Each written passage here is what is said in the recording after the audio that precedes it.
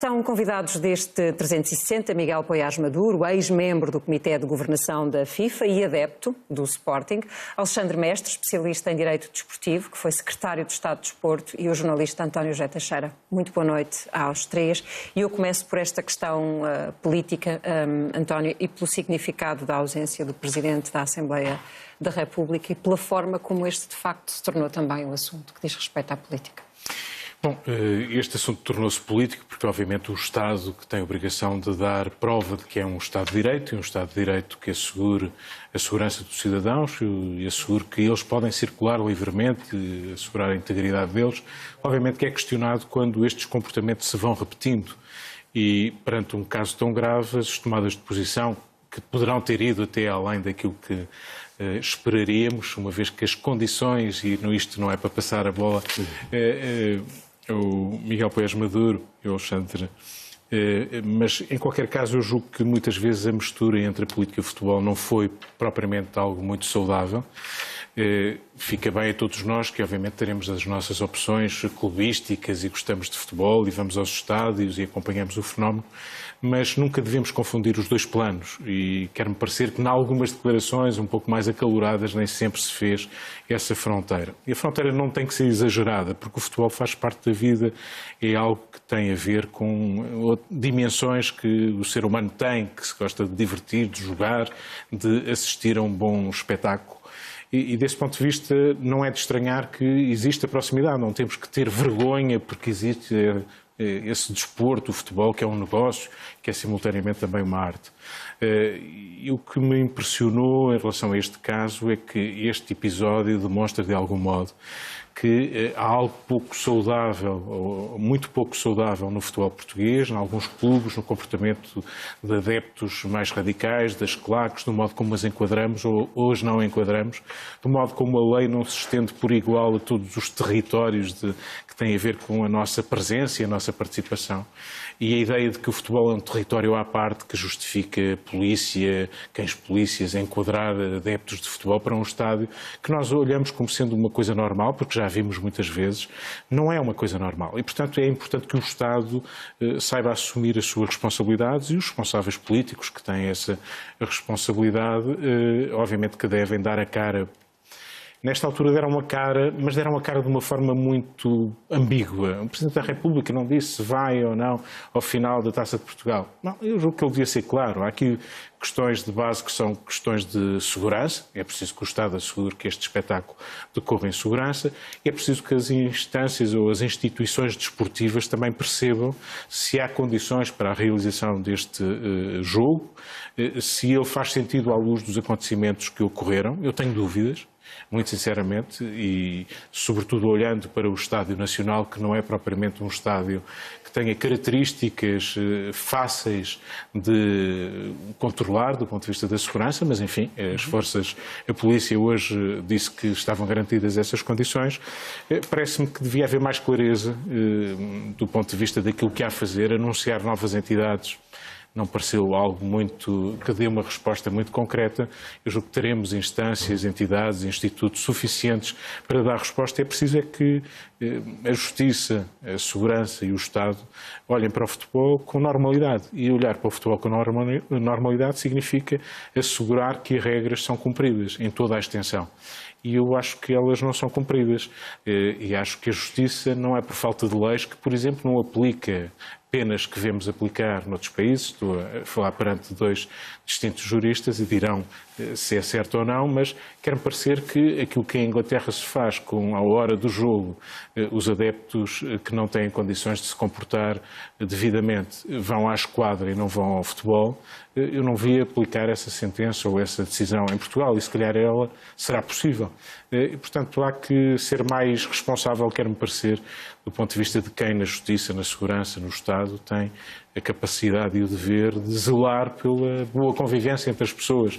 Eu julgo que é sobretudo isto. É evidente que isto também é um negócio, tem outras dimensões, tem outras regras internacionais, mas não pode ser visto como um território à parte, como um Estado dentro do Estado. Isso é algo que não pode acontecer. E, de facto, tornou-se num mundo à parte. Alexandre Mestre, porque foi também, porque é especialista em Direito Desportivo, porque foi secretário de Estado do Desporto, Isto a que estamos a assistir é por falta de entidades, é por falta de legislação que isto se explica? Ou não sendo, porque é que ouvimos falar na criação das duas? Muito boa noite, obrigado pelo convite. É um prazer estar aqui com pessoas que admiro há muito tempo e de quem sou amigo. Eu penso que nós não temos falta de meios em Portugal. Vamos ver, nós temos legislação sobre violência associada ao desporto desde os anos 80. Sucessivamente já temos mais de 6 alterações legislativas nesta matéria. Já fomos elogiados em 2004, quando organizámos o Euro 2004, pela qualidade da nossa lei.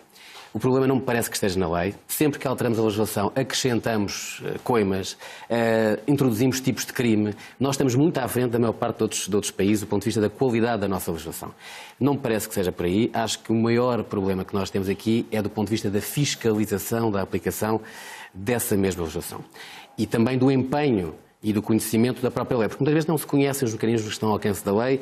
O António José Teixeira falava aqui de situações que têm a ver com medidas de coação, com sanções acessórias que estão previstas na lei e, portanto, o Ministério Público, os juízes têm que estar mais sensibilizados para esta matéria. O próprio IPDJ, que também tem competências do ponto de vista das contratações e de sanções acessórias, também tem que ter mais meios e também uma proatividade que dê resposta àquilo que a lei pensa. E parece-me que não está aí o problema. Tem falta de proatividade, o Instituto e meios, claramente meios, sermos concretos. Eu conheço algumas das pessoas que lá trabalham, juristas e também decisores, e faltam meios manifestamente. Não está aí o problema. Está também, sobretudo, na fiscalização, na possibilidade de fiscalizar e de aplicar a lei. A lei, manifestamente, é das melhores que nós temos a nível europeu e é reconhecido por isso. Miguel, e a pergunta é exatamente a mesma. Eu acho que o António colocava uma questão que é uma questão mais ampla, mas que me parece muito importante nós discutirmos, que diz respeito à relação entre a política e o futebol. E porquê é que a política, enquanto poder público, não consegue escrutinar de forma adequada o futebol.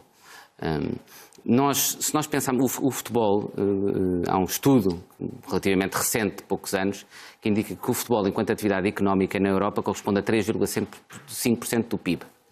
Ora, nós estamos a falar de uma atividade económica de 3,5% do PIB, que basicamente não está sujeita a nenhum escrutínio público.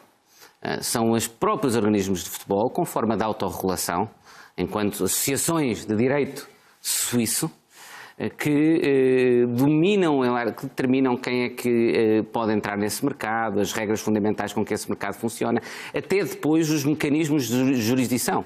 Porque mesmo quer os organismos disciplinares, quer os órgãos quase judiciais desses organismos, quer depois os órgãos arbitrais internacionais do desporto, são eles em larga medida controlados pelas entidades federativas.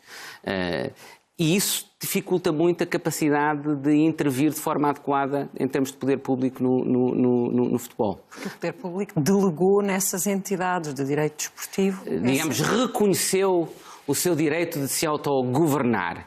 Eu acho que esse reconhecimento foi demasiado longe. E essas entidades hoje têm demonstrado que não se conseguem autogovernar.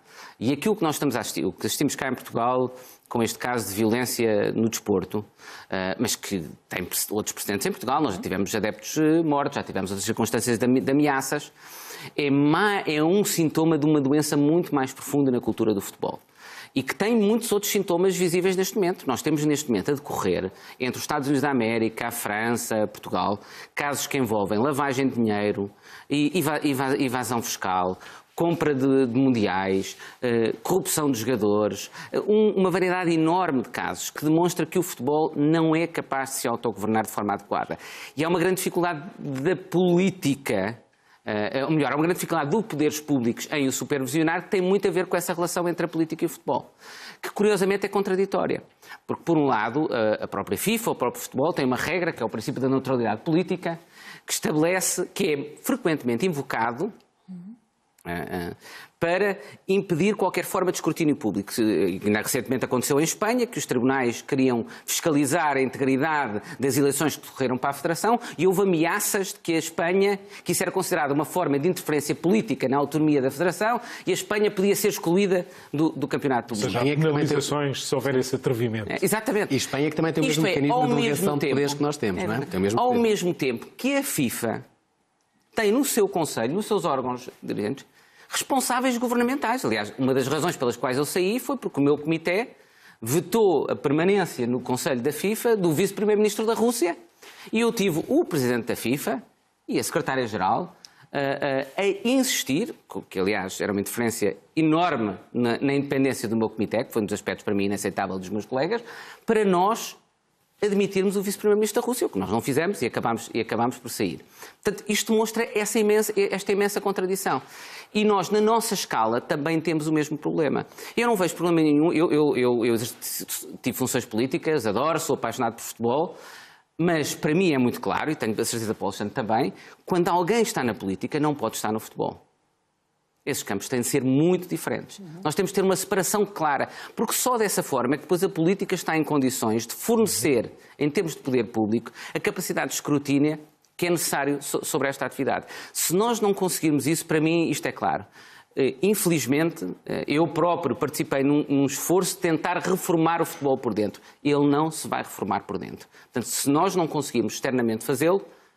Agora, que sejamos claros, só um ponto muito breve. Vai ser muito difícil fazê-lo a nível nacional.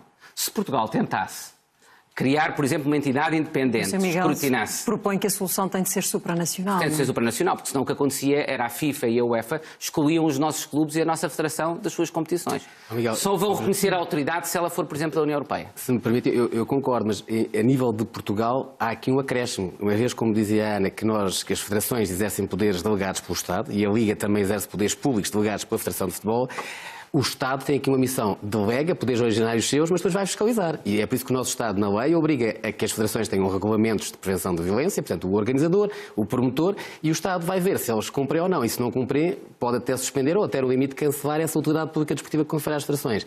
O que significa que, mesmo que seja a nível internacional, Portugal não pode esquecer, Portugal, França, Espanha, Grécia, que têm esses mecanismos de poder público forte, ainda vão ter um acréscimo suplementar em relação a alguma ditame que venha da FIFA ou de outra... Mas nós sabemos que se as nossas autoridades públicas o tentarem fazer de forma muito forte, provavelmente o nosso Estado será ameaçado do ponto de vista da FIFA e da UEFA. Mas nós o que temos hoje, António, por exemplo, é a Federação Portuguesa de Futebol a vir dizer que a atual lei das claques é ineficiente, a pedir novos mecanismos ou mecanismos adequados de resposta.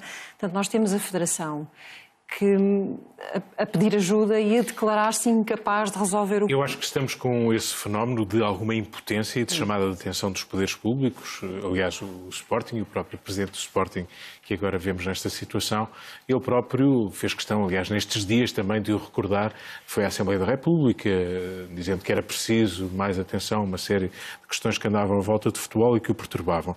Bom, o que eu julgo é que estas instâncias associativas que regulam o futebol e que são desenvolvimentos dos próprios clubes e do próprio fenómeno do futebol, vão ter que existir e ter poderes próprios. A autorregulação, ela fará sentido. O que eu julgo é, ela não pode estar sozinha, ela tem que ter do lado do Estado sempre alguma, e do lado da regulação internacional deste fenómeno, complementaridade. Eu não defendo de forma nenhuma que o Estado deve passar a governar o futebol. Exatamente, eu acho que estamos de acordo. Os poderes públicos devem controlar que o autogoverno do futebol se faz de forma conforme a princípios básicos da boa governação. Sem dúvida. As questões da autorregulação, aliás, podemos levar a questões um pouco mais ideológicas sobre a autorregulação dos mercados, por exemplo, mas não vamos por aí. Este é o mercado mais neoliberal que existe. Exatamente, mas não é por acaso, é que é precisamente isso, os milhões e a dimensão do que está envolvido em adeptos, em número de pessoas, nos negócios, é de tal modo grande que, obviamente, é difícil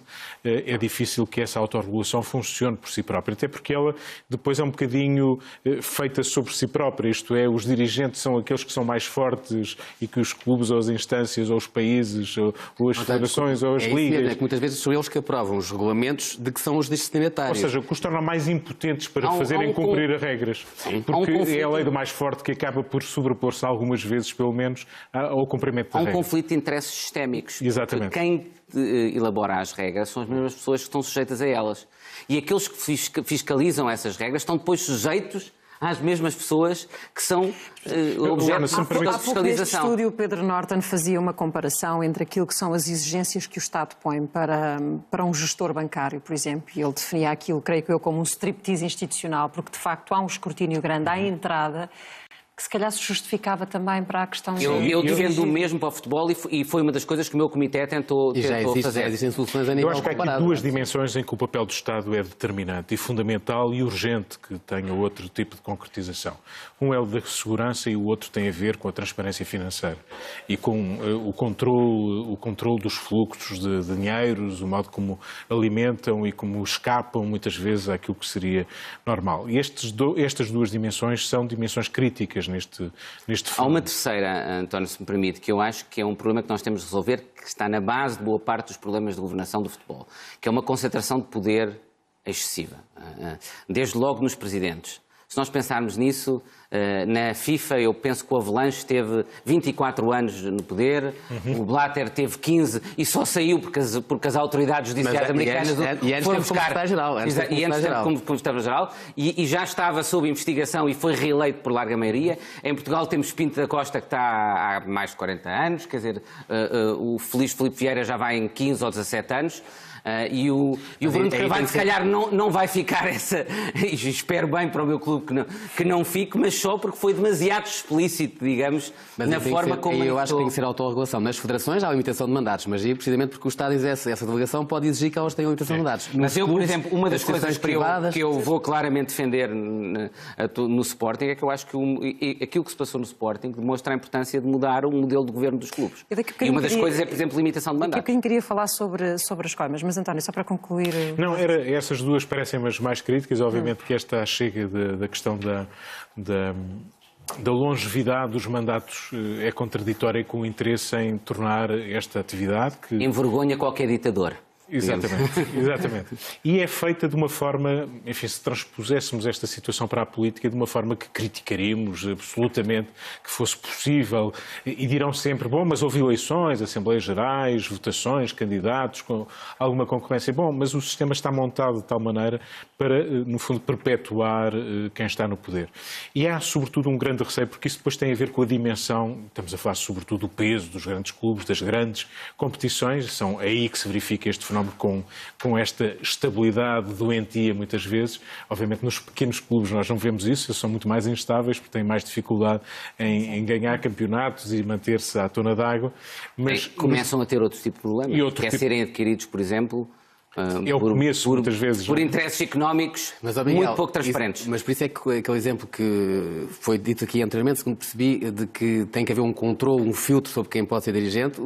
Na Premier League existe isto, na Austrália, na Alemanha, isto é, um fit and proper test para saber quem é que é o perfil do presidente, dos dirigentes e também do investidor. Também do investidor. Nós devíamos ter isso para em Portugal. Aí é uma coisa que a política e o futebol deviam ter em comum. Ambos deviam ter esses controles de integridade. E sob esse ponto de vista, eu lembro da minha experiência nos primeiros anos de ligação à comunicação e ao jornalismo, de acompanhar um pequeno clube, e esta ideia de que a política se cruzava de uma forma doentia com o futebol, ter um presidente da Câmara, um autarca, que era simultaneamente presidente de um clube. Isso aconteceu país fora, durante anos. Enfim, era quase inerente. Era quase inerente. E porquê? E porquê que isso acontecia? Porque, obviamente, a plateia disponível em termos de apoiantes e de campanha era fantástica. E, por outro lado, também os apoios que a Câmara acabava por dar a esse clube também justificavam essa ligação. E, portanto, há aqui este lado, eu falo da palavra doentio, porque me parece isto muito pouco saudável. E por isso é que esta perpetuação acontece, que é a massa humana de adeptos, de apoiantes, de simpatizantes destes grandes clubes é muito maior do que qualquer partido. Quando falamos dos três grandes clubes portugueses, nenhum partido se compara do ponto de vista daquilo que são as plateias habituais, depois em eleições, em votos, enfim, haverá alguma aproximação e, portanto, é muito difícil, há medo em atacar este problema. Quem está na política tem, bom, estamos ali a fazer qualquer coisa que belisque os benfiquistas, os sportinguistas ou os portistas, é sempre uma atitude difícil e temos exemplos concretos na política portuguesa. Temos um líder do PSD nesta altura que, digamos, enfrentou esse problema de uma maneira porventura radical, e quer-me parecer que sim, mas que enfrentou e pagou também, ou teve alguns custos, mas no fim das contas, se calhar, isso também lhe deu uma diferença e lhe deu um apreço por essa atitude que muitos não estariam à espera. Eu acho que a grande maioria das pessoas, incluindo a grande maioria dos adeptos, diferencia muito bem a capacidade de fazer um juízo político das paixões desportivas. Eu acho que é importante, políticas cruzam-se no futebol. É importante que os políticos não pensem que os adeptos que provavelmente têm mais exposição mediática e falam mais alto representam aquilo que a generalidade dos adeptos dos clubes e dos simpatizantes dos clubes pensam. Mas infelizmente isso acontece, é verdade. Em relação à violência, sabemos que os tribunais à segunda-feira de manhã estão especialmente ocupados a resolver os problemas dos jogos de fim de semana e que as coimas são ridículas para a dimensão dos clubes. Estamos a falar de poucas centenas de euros, poucos milhares de euros. Quando há pouco dizia há coimas, há penalização, não há eficiente, não é? Vamos lá ver. É que há dois planos. Há um plano de coimas que pode ser aplicado... Estou-me a aproximar da pergunta se devemos pensar no fim ou não das claques. Mas eu acho que uma coisa são as coimas que podem ser aplicadas pelo IPDJ, outras coisas são as coimas que também podem ser aplicadas pelas próprias federações e pelas ligas. Eu há pouco tempo estive a comparar os regulamentos disciplinares de federações e ligas contra a corrupção e apostas desportivas. Há umas que vão de 6 meses, começam em 6 meses e acabam em 1 ano, e outras acabam em 15 anos ou 20 anos. Porque há uma grande disparidade, porque a lei não tenta uniformizar, ao contrário do que faz, por exemplo, ao nível do doping. No doping está uniformizado mundialmente e Portugal teve que obedecer a isso. As coimas, do ponto de vista da economia global, eu não acho que elas estejam assim tão baixas quanto isso. Isto é, não podemos também, tem que ser proporcionais face a todo o regime das contraordenações que nós temos em Portugal. O problema não está em elas serem muito baixas. Parece-me elas não serem tão aplicadas quanto poderiam ser. Dou um exemplo, incitamento à violência. Pode chegar ao limite a 200 mil euros, não acho que seja assim tão pouco. E o IPDJ, por exemplo, pode aplicar sanções nessa medida. E há muitas declarações públicas de intervenientes, de agentes esportivos, que incitam à violência. Quanto mais houver esse exemplo prático de aplicação, mais temor terão aqueles que intervêm com grande acuidade, incitando à violência. Nós não temos tido grandes penalizações do ponto de vista desportivo e isso é um fator importante também. Tivemos no futebol português batota, dívidas, corrupção, violência, e não há nunca uma penalização que envolva essas atividades na atividade desportiva. Acho que há aí um problema cultural, parcialmente, provavelmente, que está presente em todos os setores da nossa sociedade, que leva a desvalorizar um bocadinho essas questões. Mas temos de visão previstas nos regulamentos, não é? A verdade é que muitas vezes as pessoas, quando não é o nosso clube, somos muito críticos, muito exigentes eticamente. Quando é o nosso clube, começamos a relativizar um pouco. Depois faço sempre a comparação. Se foi feito para uns, porque é que os outros vão ter penalização diferente? E eu acho que nós temos de começar a perceber que realmente nós temos problemas em todos os clubes e temos de ser sérios na forma como fiscalizamos e aplicamos essas sanções. Mas acho que esse laxismo, no fundo, aplica-se também aos órgãos que depois aplicam essas sanções. Se calhar não é que as sanções sejam insuficientes, mas se calhar não são aplicadas da forma que deviam. Não é usado pelos órgãos decisores toda a amplitude em termos de sanções que é possível. Nós sabemos de casos, por exemplo, eu lembro-me recentemente, vi alguém que tinha invadido um estádio e até acho que agredido um árbitro. Que é crime, em Portugal é crime. E que passado poucos jogos estava a poder assistir de novo num estádio. No Reino Unido essa pessoa era banida para a vida no estádio. Coisas tão simples ou tão perigosas como as tochas e os petardos. Que não podem entrar os recintos. Vemos nos estádios sistematicamente. Quer dizer, podia-se dizer, bom, mas foi só naquele jogo, um jogo grande. Não, sistematicamente, em todos os jogos, nos grandes estádios portugueses, há petardos a rebentar em todos os jogos. Os clubes deviam ser, eu julgo que... Têm responsabilidade? Têm responsabilidades nesse crivo, digamos, à entrada dos adeptos do futebol.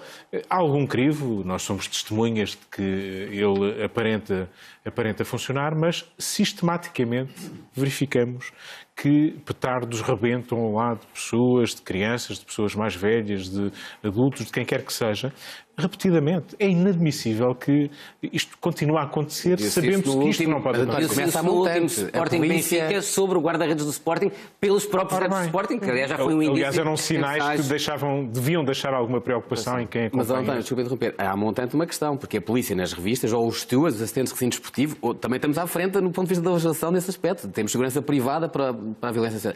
Têm que fazer esse controle à entrada e se calhar... Sim, mas... será que os clubes não são cúmplices? As arrecadações não guardam esses apetrechos? Não sabemos. Mas a verdade é que não há fiscalização suficiente, nem os clubes acham que isso é fundamental. Quando se vê isto é, a ideia de ter adeptos, adeptos... é difícil pensar que eles não chegaram antes. A questão das claques, aliás, isso liga-se à questão das claques por estar mais ou menos associada. Aliás, Marçal Grilo ontem defendia pura e simplesmente banir as claques. Não há lugar para claques. Pensando bem no assunto, é difícil tomar uma medida tão radical.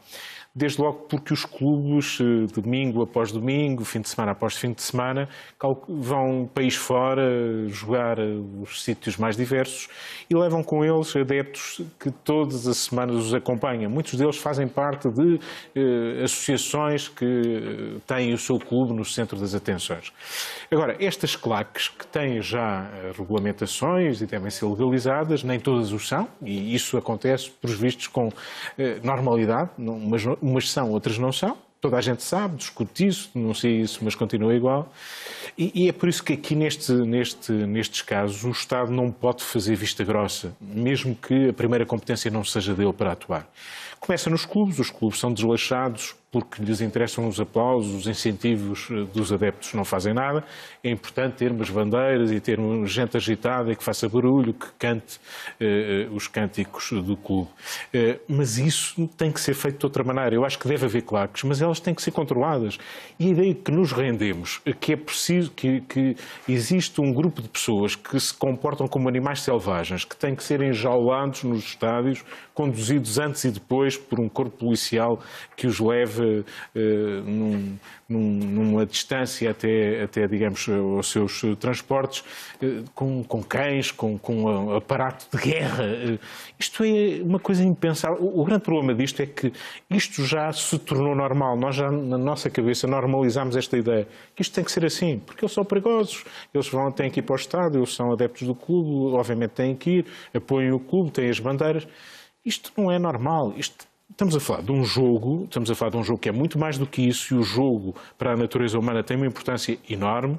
Aí se descarregam as nossas energias que acumulamos, tensões, stresses, etc., e damos aso a alguma irracionalidade saudável. Agora, isto tem que acontecer num clima minimamente pacífico.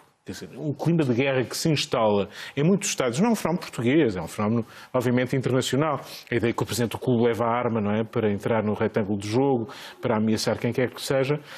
Já nós atingimos limites em que a União Europeia, instâncias supranacionais do desporto, dos Estados, têm que tomar medidas, porque estamos a falar, além de mais, de uma atividade económica, como dizia o Miguel há pouco, muito relevante. E de algo que atrai multidões muito grandes, o que significa que é valorizado nas sociedades como algo que faz parte da nossa vida. E, portanto, se faz parte da nossa vida, as sociedades precisam de regulação, de acompanhamento, e os Estados não se podem demitir quando ele falha. Mas a questão das claques, e sabemos que há secções dessas claques que são utilizadas por alguns dirigentes como guardas pretorianas para exercer... para exercer pressão e exercer outras coisas sobre opositores. Isto não se resolve com a lei das claques. Porque este é um desvio completamente... Isto é marginalidade, é criminalidade comum. Terá outras dimensões, mas também tem esta. E nós sabemos que crime associado de droga, tráfico, exploração comercial do que quer que seja, viagens, merchandising, tudo isso passa por estas organizações que funcionam, como disseste bem, como guardas pretorianas, mas que não podem se tornar grupos marginais, criminosos, que andam à solta, sem controle, só porque têm uma cor na camisola. Eu acho que há duas dimensões nessa questão. Uma tem a ver com uma dimensão de segurança, e provavelmente o Alexandre tem mais experiência sobre esse tema que eu. E sem dúvida que há dimensões de segurança que têm de ser reguladas e tratadas na forma como abordamos as claques. E, do meu ponto de vista, eu diria intuitivamente, não me parece que banir as claques seja uma solução. Basta pensar que, em teoria, e sublinho em teoria, o Benfica não tem claques. E, portanto, aquilo que nós iríamos fazer é enviar esses grupos ainda para um mundo, um submundo em que seria ainda mais difícil controlá-los. Mas há outra dimensão sobre a qual eu queria falar, que é, eu acho que é uma responsabilidade muito grande dos clubes que as claques e essa dimensão do futebol não seja a dimensão predominante do futebol, essa abordagem para o futebol. E o futebol devia ser possível, e eu espero que isto não sou demasiado ingênuo, o futebol devia ser um desporto como é, por exemplo, nos Estados da América, em que eu já vivi, uma festa para as famílias que vão, lúdico, de entretenimento, e essa dimensão devia ser muito valorizada pelos clubes. Em vez disso, nós vamos e não ao contrário. Parece que o jogo é dominado pelo comportamento das claques. Eu acho que os clubes, e por isso é que eu defendo muito esta necessidade de mudar a cultura do futebol e a cultura dos clubes, para que os clubes eles próprios valorizem uma dimensão que não esteja associada àquilo que torna tão dominante no nosso espaço público, tão dominante no nosso futebol, o papel das claques. Mas essa mudança não pode ficar na mão dos clubes, como já percebemos, não é? Alguém tem de a forçar. Sim, eu acho que a mudança tem de começar desde logo. O escrutínio público é importante porque ela tem de começar nos níveis mais elevados do poder do futebol, que é assim que ele se organiza. Agora, isso não impede que eu, por exemplo, enquanto adepto do Sporting, não defenda que será muito importante que o meu clube desenvolva uma abordagem desse género para o jogo. Sim. Só para matar, a propósito do que disse, porque independentemente da ligação ou não dos clubes com as claques, ou grupos organizados de adeptos, se forem associações registradas no IPDJ, uma coisa é certa, a nossa lei está pensada para a violência associada ao desporto, isto é um espetáculo desportivo. Os fenómenos que temos vindo a assistir recentemente não estão associados a um espetáculo desportivo. Já não estamos no domínio dessa lei, da relação do promotor, do clube com os seus associados, ou com os adeptos ou simpatizantes, já estamos num outro fórum em que terá que ser a legislação penal e talvez uma outra intervenção administrativa mais musculada. Há aqui uma dimensão que não falámos muito, mas que eu julgo que pode ser uma condenação para o futebol. Enfim, é difícil imaginar que o futebol acabe, mas pelo menos que possa ser ameaçado. Espero que não. Espero que não também. O futebol é uma coisa bonita, ou devia ser uma coisa sempre bonita. Que é a questão do negócio.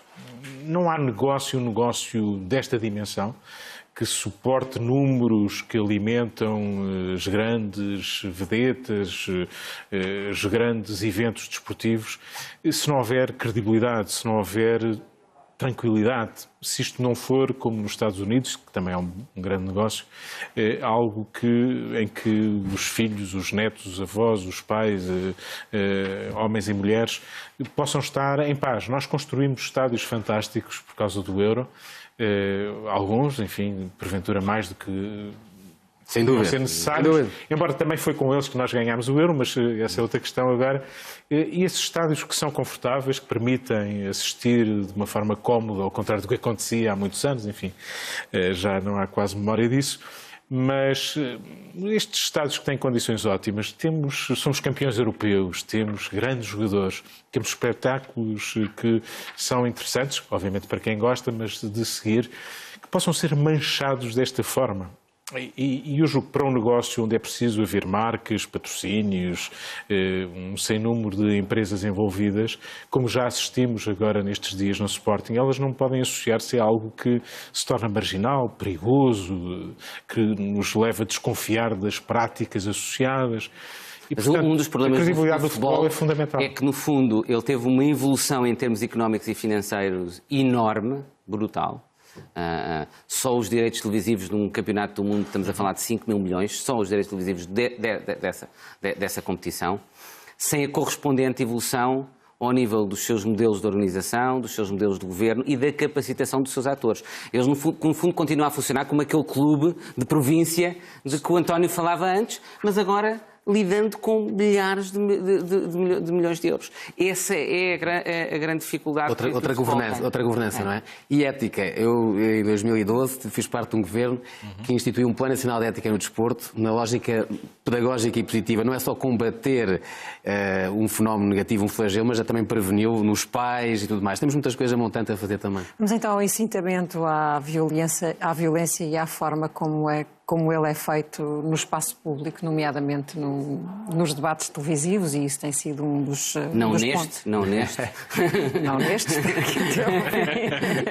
mas que papel tem tido o espaço público para estes fenómenos, ou para o agravamento destes fenómenos, Alexandre Teles, na sua análise?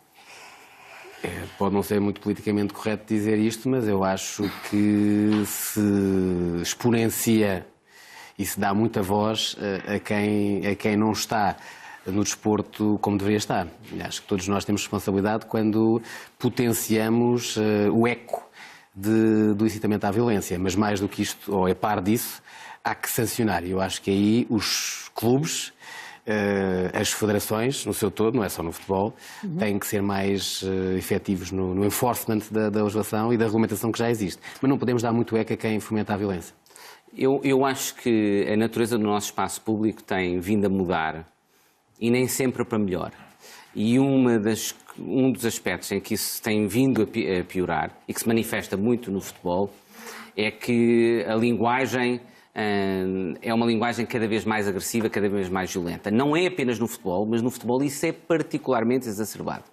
Em Portugal é mais forte que noutros países, também por outra razão. Nós somos um país que tem muitos canais de informação. Não é o caso do serviço público, devo aqui louvar o serviço público, e se diferencia no tipo de debates esportivos, e sabem isso melhor que eu, porque são jornalistas. O modelo dos canais de informação passa muito, devido aos constrangimentos em termos de custos, por ter debates, por necessitar de ter pessoas a ocupar. Ora, isso levou à multiplicação dos espaços de debates, e no futebol, tal como na política, frequentemente é entre pessoas de diferentes campos políticos, no futebol é entre pessoas de diferentes clubes. E essa contaminação da lógica de entretenimento, essa necessidade de multiplicar debates, de cada vez mais ganhar popularidade, e a popularidade passa sobretudo por aquilo que chama a atenção, que choca, tem levado a uma escalada de violência verbal fortíssima. A isso acresce outra coisa. Mas ela existe no espaço público de outras formas, e entre direções, claro, e entre presidentes de clubes rivais e entre dirigentes de instituições de regulação. Era o segundo ponto que eu ia dizer. O futebol é uma atividade em que a dimensão subjetiva é muito importante, nos critérios de interpretação das regras, da avaliação. E nessa dimensão subjetiva, a influência por via de uma pressão psicológica que o espaço comunicacional oferece, tornou-se importantíssima no futebol. É isso que nós vimos nos clubes portugueses. Havia se calhar até hoje em dia a capacidade de influenciar ao nível das estruturas talvez seja mais reduzida, e foi compensada por tentativas de condicionamento através da comunicação que tem lugar no espaço público, incluindo pelos próprios dirigentes. E, portanto, eles usam essa violência verbal como forma de condicionar a independência e a isenção dos órgãos decisores, de árbitros aos órgãos dirigentes das federações. E a escolha dos adeptos nas eleições avaliza essa escolha, não é? Desse perfil específico. Infelizmente, por vezes, sim. E por isso é que eu dizia há pouco que eu acho que, por exemplo, em relação ao meu clube, nós devíamos repensar a questão do próprio modelo do governo, porque aquilo que se passou demonstra que temos de ter mais separação de poderes, mais mecanismos de checks and balances dentro do funcionamento de um clube. Eu sem querer falar de causa própria, porque obviamente também temos essa responsabilidade e o serviço público tem tentado dar o seu contributo distintivo. De qualquer modo, sempre diria uma coisa, que é: não devemos ter preconceitos em relação a nenhuma atividade da vida. E o futebol, o desporto não é apenas futebol, merece essa atenção, porque é uma dimensão humana relevante. O que eu julgo que aconteceu nos últimos anos e que me parece que introduziu alguma perversidade e conduziu a que o debate sobre estas matérias acontecesse mais, se radicalizasse e chegasse a níveis pouco próprios, teve a ver também com um certo fechamento que os clubes fizeram em relação àqueles que são os verdadeiros protagonistas, ou deveriam ser, do fenómeno do futebol. Falo dos treinadores, dos jogadores, daqueles que interpretam o jogo, são aqueles que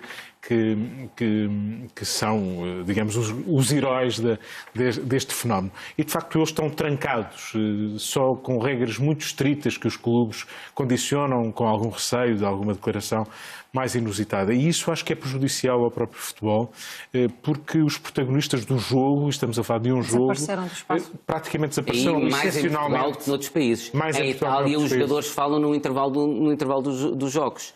Em França, eu já vi transmissões televisivas que acompanham os jogadores nos balneários antes dos jogos. Portanto, lá está, promover outras dimensões do jogo, do futebol, que não aquelas que exacerbam a dimensão de violência. Os verdadeiros artistas, no fundo, não é?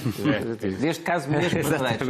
De facto, o acesso resume-se completamente às direções e aos porta-vozes das direções neste momento. É verdade. E é muito condicionado. Os diretores de comunicação são mais importantes que os pontas de lança. Do que os verdadeiros que é uma coisa terrível. É verdade. E, portanto, discute-se a política do futebol e não o futebol. Agradeço aos três este Obrigado. tempo Obrigado. de reflexão, de facto, num debate que não teve nenhum grau de violência. Obrigada, muito boa noite. Boa noite, obrigado.